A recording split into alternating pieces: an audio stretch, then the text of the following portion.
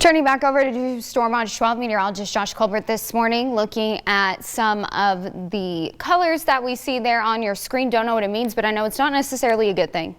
It doesn't mean there's going to be orange creamsicle there. It means that there's going to be a heat advisory in place for several days in several counties, as we have, I guess you would consider this to be a heat wave over the next couple of days. So definitely be sure that you're using those heat precautions outside. In fact, we already have one of these heat advisories in place for today. This is for Klamath and Western Lake County, 11 a.m. today through 11 p.m. on Wednesday, as highs could be anywhere between 95 to 100 degrees. So we'll deal with the extreme heat a little bit later today, but this morning dealing with some temperatures that are pretty comfortable. 40s, 50s, and 60s over on the east side, 60s for our west side valleys, and 55 degrees there along the coast in Brookings. Air quality is moderate in Klamath Falls this morning, but elsewhere in southern Oregon it's looking pretty good. The worst air quality continues to be near that horn of Siskiyou County. That is immediately downwind of the Six Rivers Lightning Complex. So that is where we are seeing some very unhealthy to hazardous air quality.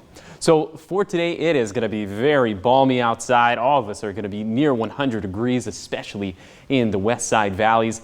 Air quality will be pretty good today. Again, just dealing with some of that light haze as some of those winds, upper level winds, switch out of the south. So there might be a sort of a hazy gleam to the sky today, but not expecting big reductions in air quality. Oh, by the way, winds today along the coast, they'll have an easterly component. So that's why we're going to be so much hotter today. Temperatures almost getting up to 80 degrees in Brookings because of that Chetco effect. It is going to be a great night at the Brit Fest for Jordan Davis. Temperatures will be a little on the hotter side. They'll be in the 90s, but slipping down into the upper 70s come time for 10 p.m. Clear skies, and we'll have a very light wind coming out of the northwest between 5 to 10 miles per hour. That might make it feel a little bit cooler outside.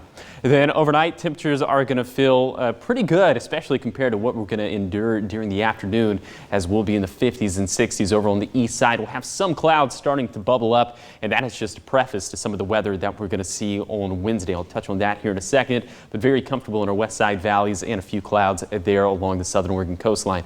All right, so here are those clouds. We'll pick things up on Wednesday, and by the time we get to Wednesday morning, we could have some showers, maybe even some thunderstorms over on the east side. These will continue all throughout the day. By the time we get to the peak of daytime heating, that's when some of these showers could really transition into some thunderstorms that could produce an abundance of lightning. So that's why we have this fire weather watch in place for the west side valleys, all of Siskiyou County, and for Klamath and Lake counties. This runs from 2 p.m. to 11 p.m. The threat for an abundance of lightning over critically dry fuels is, of course, the reason that has been prompted. Here's your bike riding forecast for the basin. It looks like we have another chance for thunderstorms on Thursday, drying out by the time you get to Friday. And it looks like, at least for right now, we're going to stay dry for the foreseeable future after that. So here's your 7-day forecast along the coast. I don't think the Chetco effect is going to be nearly as strong for tomorrow.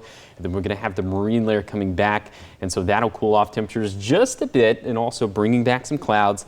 And then for Siskiyou County, look at this. Tuesday through Saturday, all of these high temperatures above 100 degrees.